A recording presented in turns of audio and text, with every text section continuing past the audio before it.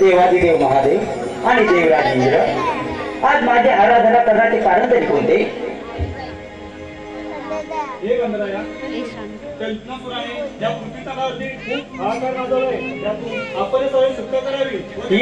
ठीक आहे, घेतो मी त्याचा समाचार.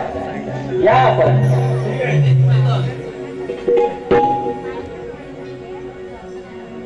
हा नुसता खूप माजलेला आहे, त्याचा अहंकार मुरलाच पाहिजे.